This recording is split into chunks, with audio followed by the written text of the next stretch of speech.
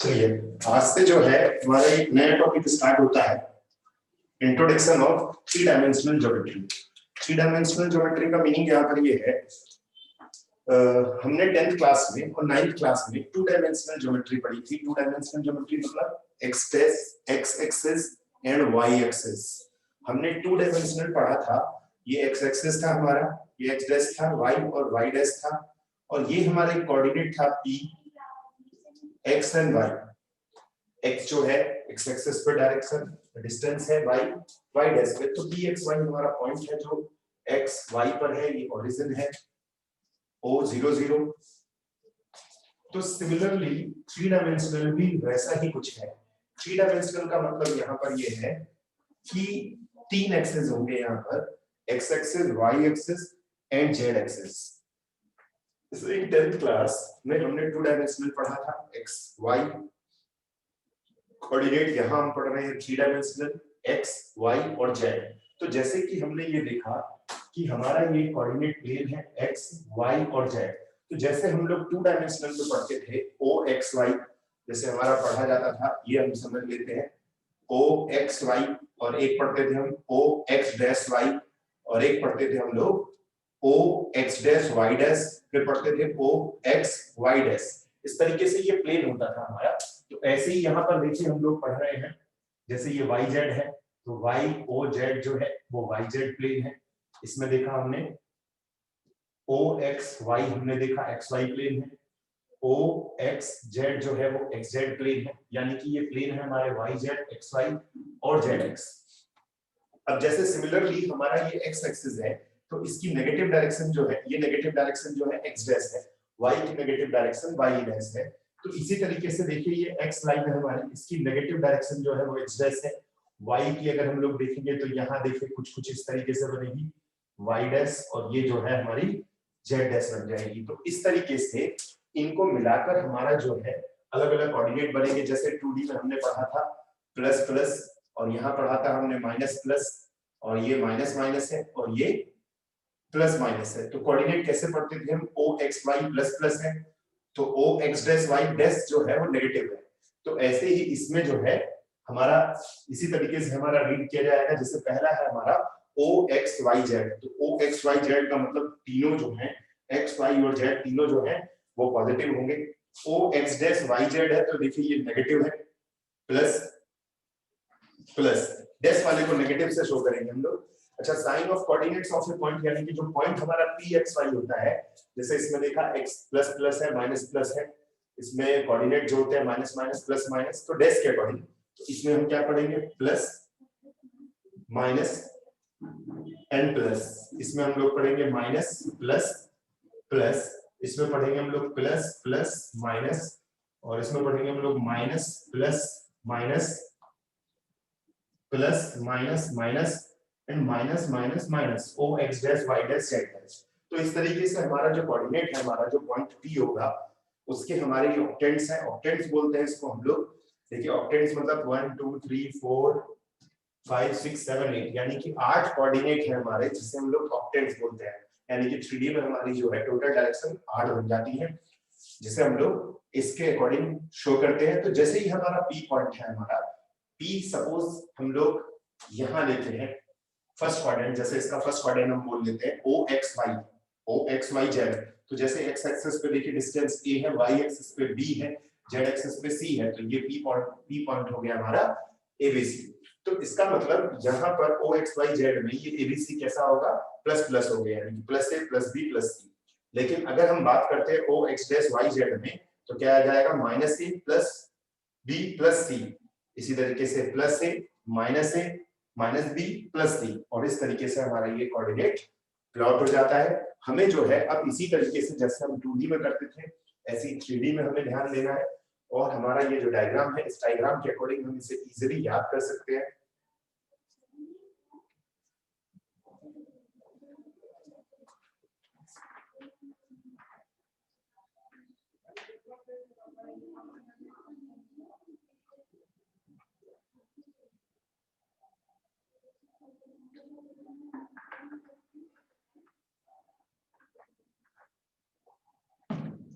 देखिए वैसे तो ये चैप्टर का हमारा जो 11th क्लास का जो सिलेबस है, 11th क्लास के सिलेबस में हमारा ये चैप्टर है ओनली इंट्रोडक्शन है। जैसे 9th क्लास में कोऑर्डिनेट ज्योमेट्री हमारा इंट्रोडक्शन था, 10th में हमने उसे प्लॉट करना सीखा, 11th में हमने जो है उससे रिलेटेड बहुत सारे कंसेप्ट पढ़े। ऐसे ही हम यहाँ सिर्फ इस चैप्टर का इंट्रोडक्शन पढ़ेंगे, बेसिक्स पढ़ेंगे, और 12th क्लास में इसका जो है पूरा चैप्टर बन जाएगा। उस पूरे चैप्टर में हम लोग इसी के आगे का कंटिन्यू पार्ट पढ़ेंगे। तो तो अब हम इससे रिलेटेड कुछ क्वेश्चन सॉल्व करेंगे जिससे हमें ये कंसेप्ट क्लियर समझ में आ जाएगा कि कैसे ये कोऑर्डिनेट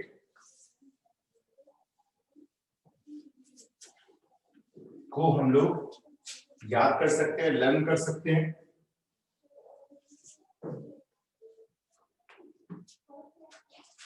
जैसे पहला क्वेश्चन है हमारा,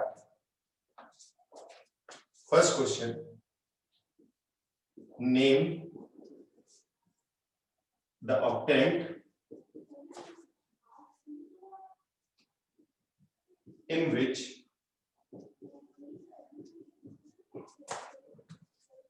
the following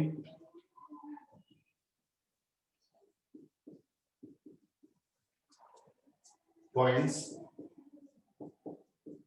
lie, यानी कि ये बताना है हमको कि ये किस कोऑर्डिनेट, किस ऑक्टेंट्स में लाइज होगा। तो जैसे ये 5 2 3 है, 5 2 3।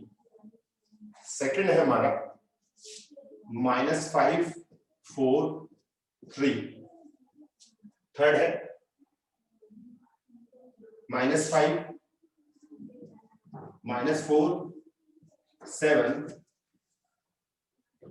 फोर्थ है हमारा 4 -3 5। ऐसे हम बहुत सारे क्वेश्चन सॉल्व कर सकते हैं। तो जैसे ये देखिए हमारा ऑक्टेंट जो है, इसमें देखिए तीनों पॉजिटिव है, तो हम इसे लिखते हैं O X Y Z। कुछ बुक्स में समटाइम्स O को, ओरिजिन को बीच में रखा जाता है, तो मैटर नहीं करता, आप इसे लिख सकते हैं। ऐसे इस क्वेश्चन को देखें तो ये आ जाएगा हमारा O X dash Y Z।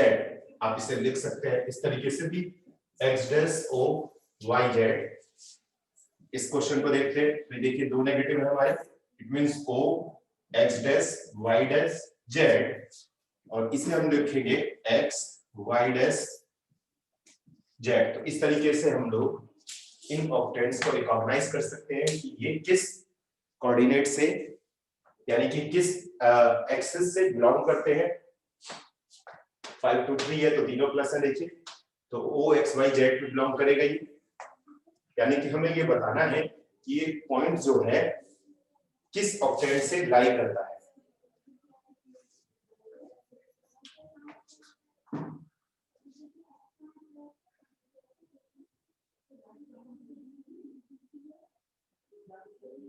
अब नेक्स्ट क्वेश्चन सॉल्व करेंगे हम लोग।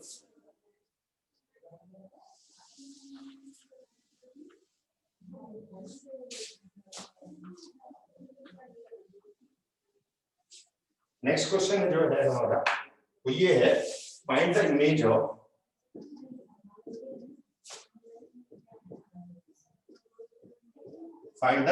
ऑफ फर्स्ट है हमारा -2 3 4 इन द YZ प्लेन। तो आपको करना क्या है, मैं इस क्वेश्चन के बारे में समझा दूं। YZ प्लेन पर इसकी हमें इमेज बतानी है। इमेज मतलब YZ पे x के साइन को चेंज करना है। क्या करना है हमको, YZ बोल रहा है तो किसको चेक करना है हमें, x को, x के साइन को चेंज करना है। इमेज मतलब उसकी पॉजिटिव है तो नेगेटिव कर देंगे, नेगेटिव है तो पॉजिटिव कर देंगे। तो इसका आंसर क्या आ जाएगा हमारा 2 3 4, सिर्फ x को चेंज करना है। तो ये हमारा आंसर आ गया। सेकंड देखते हैं एक और क्वेश्चन, -5 4 -3 इन XZ प्लेन, इन XZ प्लेन। तो देखिए XZ पे हमें किसको चेक करना है, Y को। तो Y का जो स्पिन है उसे चेंज करना है, सिर्फ Y के साइन को चेंज करना है, X और Z को एज इट इज रहना है। तो XZ पे Y को चेंज किया,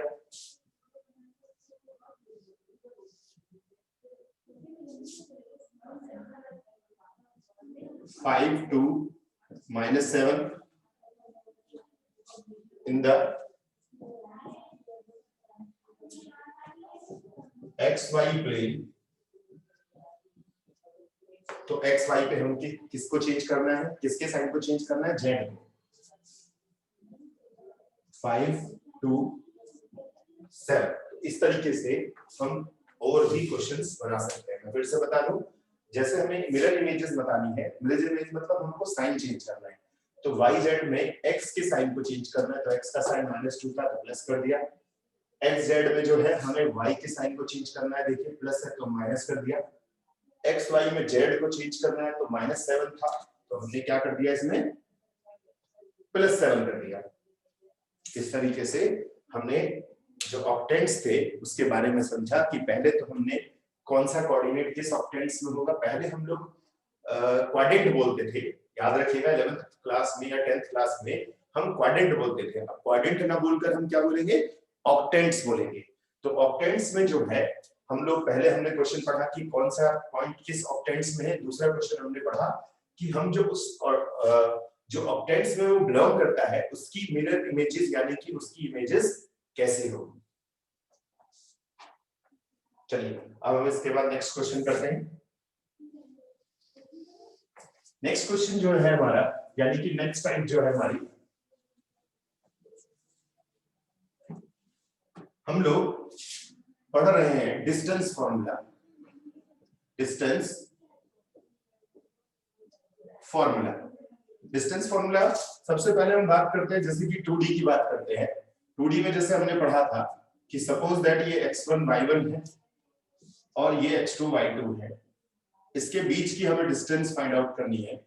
ये a और b का कोऑर्डिनेट है, तो डिस्टेंस यानी कि ab यानी कि d इज इक्वल्स टू होता है हमारा x1 minus x2 whole square y1 minus y2 whole square. ये डिस्टेंस फॉर्मूला है। ये तो 2D में था। अगर हम बात करते हैं 3D की, तो 3D में कैसे करेंगे आप लोग, a x1 y1 z1 z include हो जाएगा देखिए, और b आएगा हमारा x2 y2 z2। तो डिस्टेंस यानी कि d is equals to ab। Simple formula है, जैसे इसमें x1 x2 है y1 y2 है तो इसमें z1 z2 भी इंक्लूड हो जाएगा।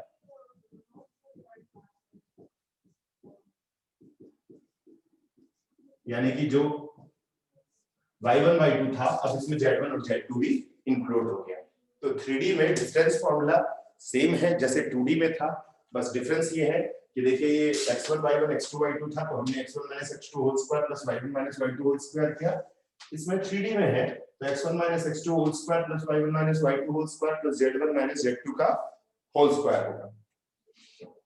और डिस्टेंस हम लोग इस तरीके से फाइंड आउट कर सकते हैं। तो जैसे मैं एक एग्जांपल आपको समझा रहा हूं, जैसे सपोज दैट a आपको दे दिया है 1 2 -3 एंड b है -4 6 7। हमें ab की डिस्टेंस निकालनी है।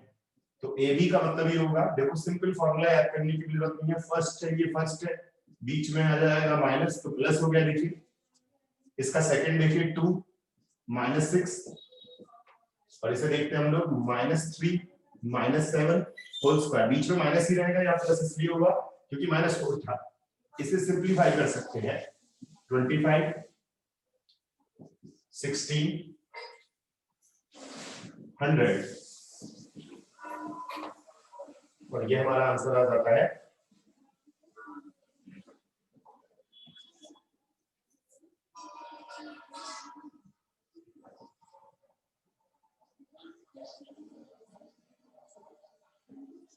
√41 यूनिट। ध्यान रखना है हमें यहाँ आंसर यूनिट में लिखना है। इस तरीके से डिस्टेंस फॉर्मूला हम लोग 10th की तरह फाइंड आउट करते हैं जैसे 10th में करते थे। बस यहाँ z1 z2 हो जाएगा। तो देखिए ये x1 है, ये y1 है, ये z1 है। याद रखेंगे x1 y1 z1 x2 y2 z2। तो फॉर्मूला क्या था हमारा, x1 x2 यानी कि 1 माइनस माइनस प्लस हो गया देखिए, y1 y2 2 6 का whole square z1 z2 -3 -7 whole square. इस तरीके से हम लोग डिस्टेंस फाइंड आउट कर सकते हैं।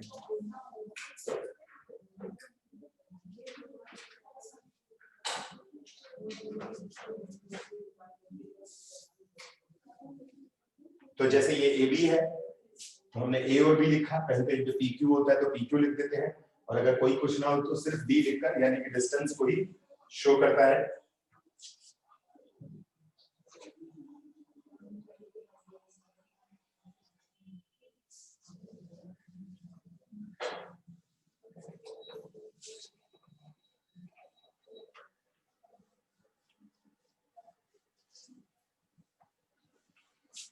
अब हम इससे रिलेटेड कुछ क्वेश्चन सॉल्व करेंगे।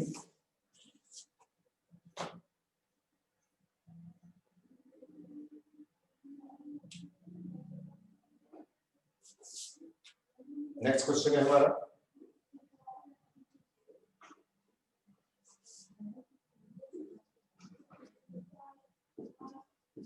Find the coordinates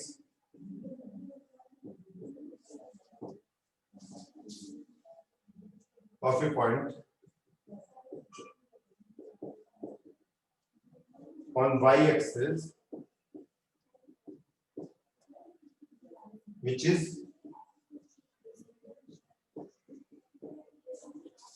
at a distance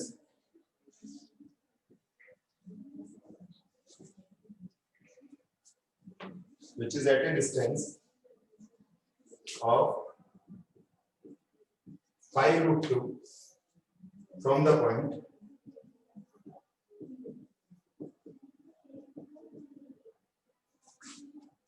P3 - 2, 5।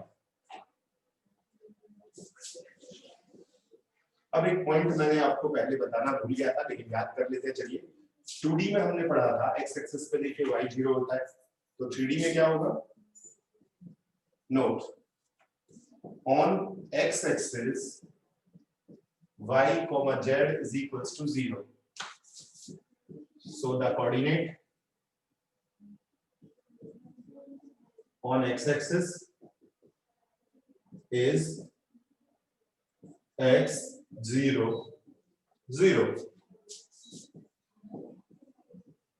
On y axis x and z 0. So coordinates of y axis 0 y 0. Third, on z axis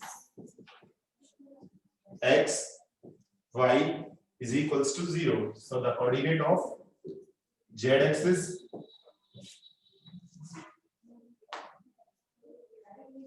zero zero z। इसी तरीके से on xy plane z is equals to 0. So the coordinate of xy plane x y 0. Similarly, on yz plane x is equals to 0. So coordinate yz plane 0 yz 0 yz।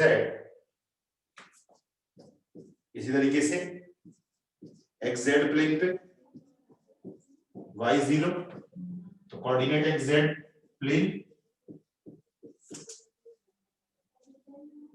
x 0 z। तो ये concept इस question में use किया जाएगा। अभी आप इसे ऐसे लर्न करें, जैसे 2D में तो होता था x एक्सिस पे y 0, y एक्सिस पे x 0। तो जैसे इसमें बोलेगा x एक्सिस पे तो y और z 0 हो जाएगा, y एक्सिस पे बोलेगा तो x z 0 हो जाएंगे। ये हम लोग याद करना कोई डिफिकल्ट नहीं है।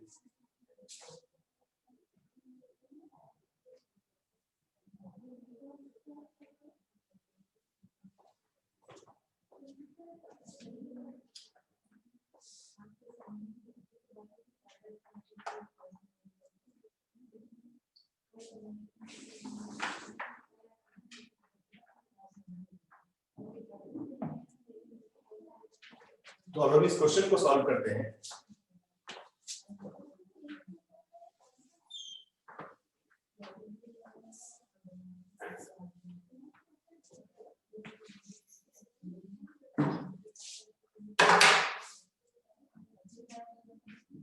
Let required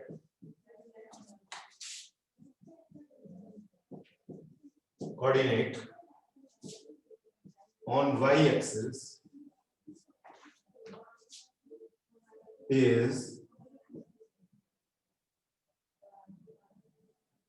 0 y 0.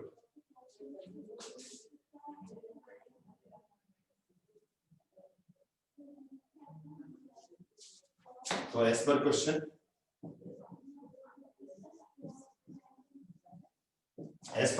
एक रफली डायग्राम देखिए आप इसमें, आप इसे जो है ए लेट कर सकते हैं या क्यू लेट कर सकते हैं। तो देखिए पी के कोऑर्डिनेट दे दिए 3 - 2 5 और क्यू के कोऑर्डिनेट दे दिए 0 y 0। आप ए भी लेट कर सकते हैं, कोई फर्क नहीं पड़ता।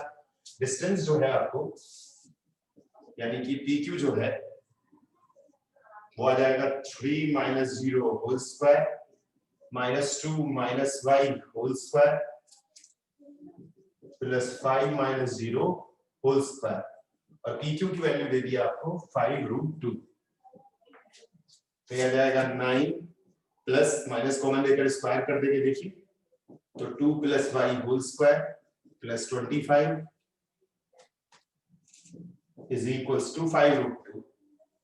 स्क्वायरिंग ऑन बोथ साइड्स कर देते हैं, तो स्क्वायरिंग ऑन बोथ साइड्स करेंगे तो आ जाएगा 9 और 25 देखिए 36, यानी कि 34 plus 2 + y whole square is equal to, इसका स्क्वायर करेंगे तो देखिए 25 × 2 आ जाएगा 50 हो जाएगा। It means 2 + y whole square is equals to 50 - 34 that is 36। इसको सिंपलीफाई कर लेते हैं तो 2 + y is equals to √36, 2 + y is equals to ±6।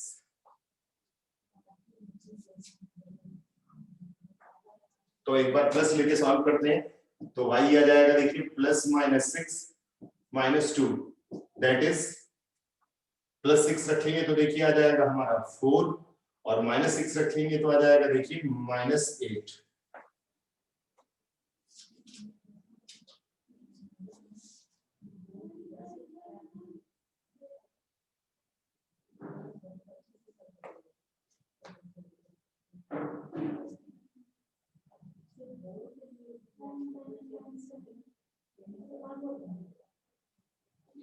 Sorry, यहाँ 16 होगा हमारा,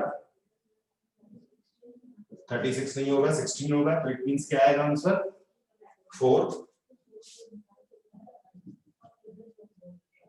तो +4 करेंगे तो देखिए आ जाएगा 2 और -4 करेंगे तो -6।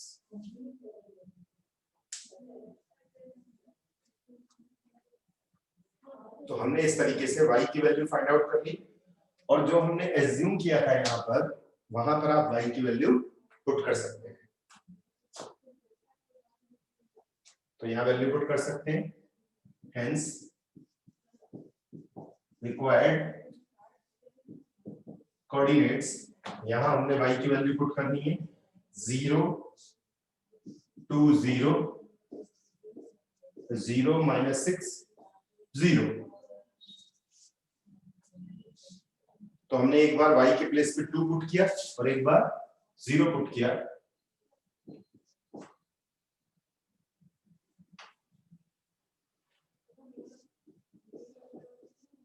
और हमें जो है अननोन वैल्यू फाइंड आउट हो गई। जैसे इसमें समटाइम्स क्वेश्चन चेंज कर सकता है, कभी y एक्सिस बोलेगा, कभी x एक्सिस बोलेगा, कभी z एक्सिस बोलेगा।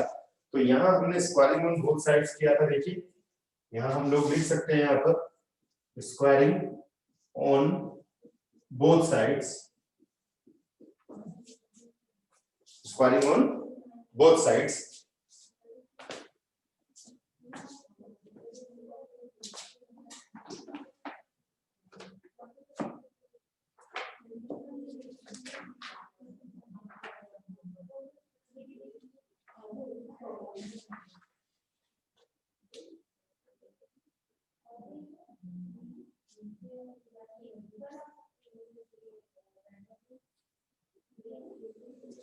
अब हम एक क्वेश्चन सॉल्व करेंगे। वैसे ऐसा क्वेश्चन कल क्लास में भी था।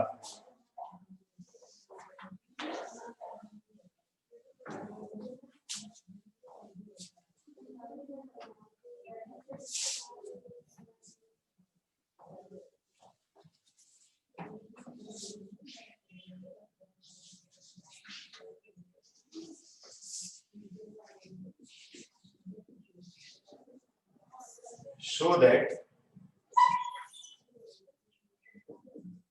the points A 0, 1, 2, B 2, -1, 3 and C 1, -3, 1 are vertices of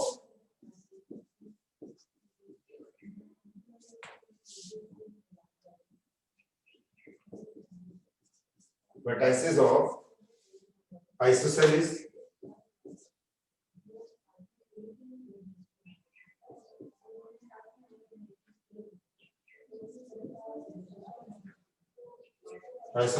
right angled triangle। तो हमें ये प्रूफ करना है कि ये एक आइसोसेलेस राइट ट्रायंगल के कोऑर्डिनेट्स हैं। तो रफली एक एग्जैक्टली तो नहीं होता है, मैंने बताया 3D में हम लोग रफली डायग्राम ही बनाएंगे। ए आ जाएगा 0, 1, 2, बी होगा हमारा 2, -1, 3, सी हो जाएगा हमारा -1, सी आ जाएगा -1, 3, 1। तो सबसे पहले हम इसमें AB की डिस्टेंस फाइंड आउट करते हैं। AB की डिस्टेंस फॉर्मूला A और B के बीच की डिस्टेंस देखिए, तो ये आ जाएगा 0 - 2 whole square 1 + 1 whole square 2 - 3 whole square. तो AB की डिस्टेंस हमने फाइंड आउट की।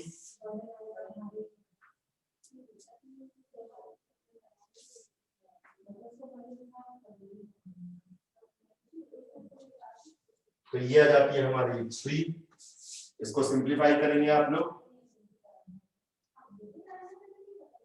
देखिए ये आ जाएगा 4 + 4 हमारा जो है कितना आ जाएगा 4, 4, 8 और ये 1, 9, तो 9 का square root 3।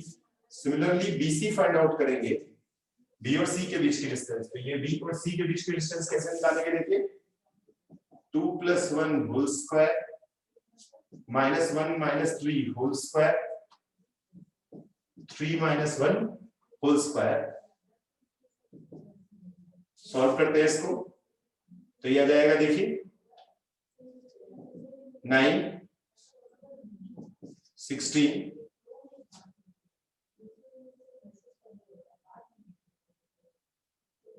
and 4।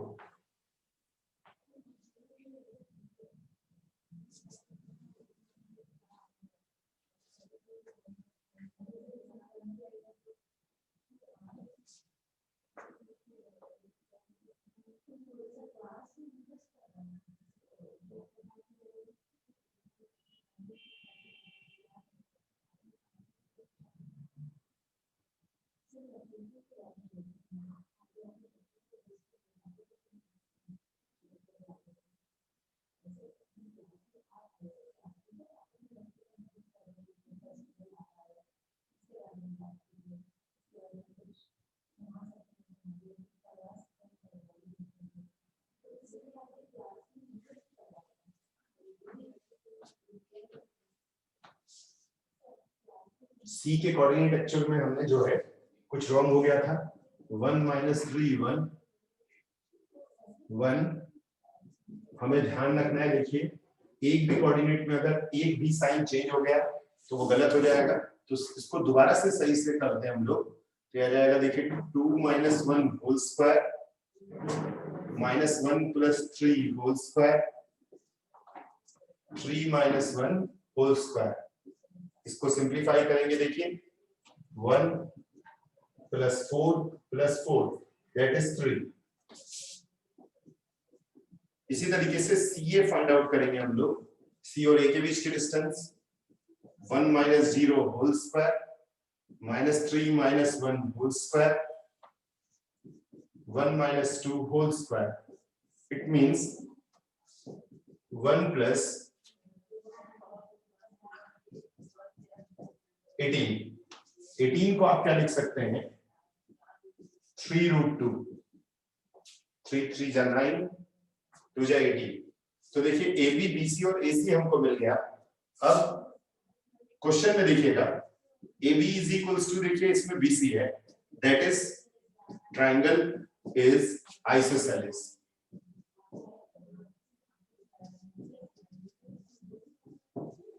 Triangle is isosceles.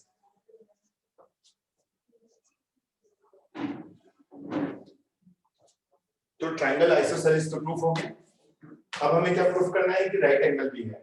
तो राइट एंगल की स्पेशलिटी ये होती है कि जो सबसे बड़ी साइड है उसका स्क्वायर इज इक्वल्स टू किसके होना चाहिए, equal square of the other two side. तो अदर टू साइड मतलब मींस सबसे बड़ी साइड देखिए इसमें सी ए स्क्वायर है, A B square plus B C square for right angle के लिए। तो सी ए देखिए इसमें कितना है √18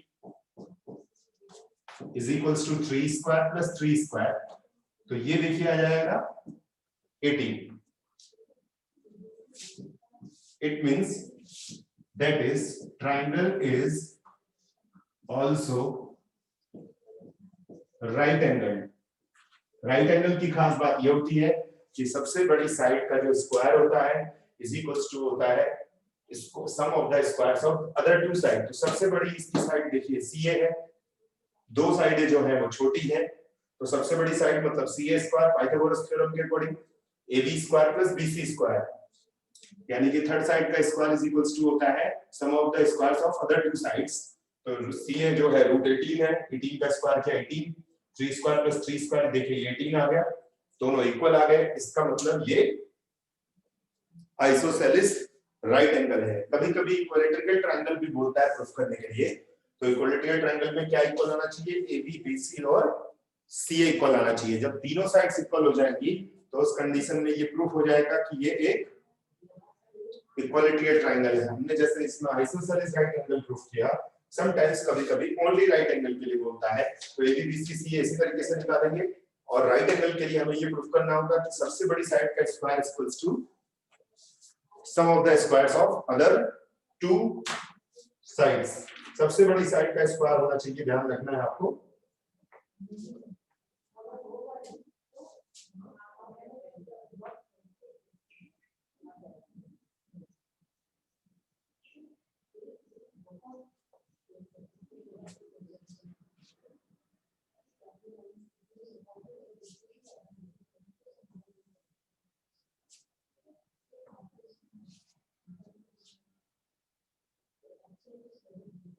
तो ऐसे ही आप नेक्स्ट क्वेश्चन भी सॉल्व कर सकते हैं। जैसे मैं छोटा छोटा आपको थोड़ा सा एक एग्जांपल बता देता हूं जल्दी। तो जैसे कि सपोज दैट कोई अगर पैरेललोग्राम दिया हो तो कैसे करेंगे आप लोग।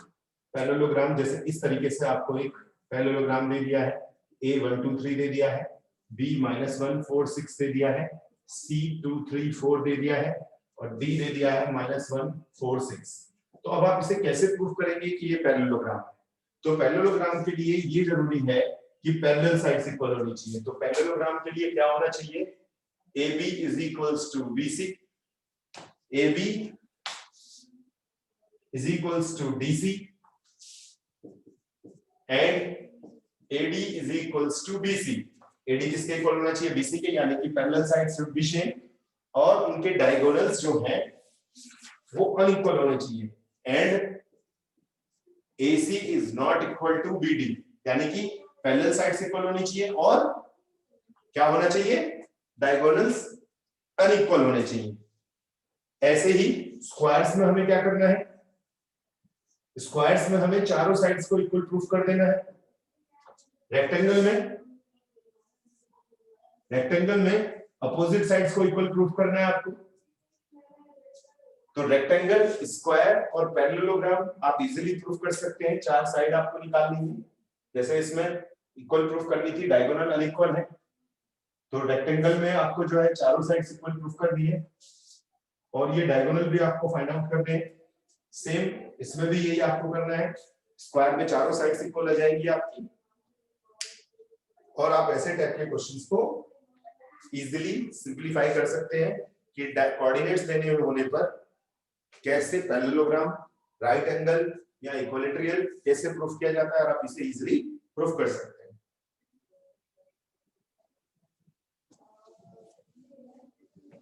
तो आपको जो है डिस्टेंस फाइंड आउट करनी है और वेरीफाई करना है कि किस तरीके के डायग्राम को रिप्रेजेंट करता है। तो जैसे मैंने इक्विलैटरल ट्रायंगल बताया, आइसोसेलेस बताया है, ऐसे ही आप डिस्टेंस फाइंड आउट करेंगे और उसे वेरीफाई करेंगे कि ये किस तरह के डायग्राम को रिप्रेजेंट करता है।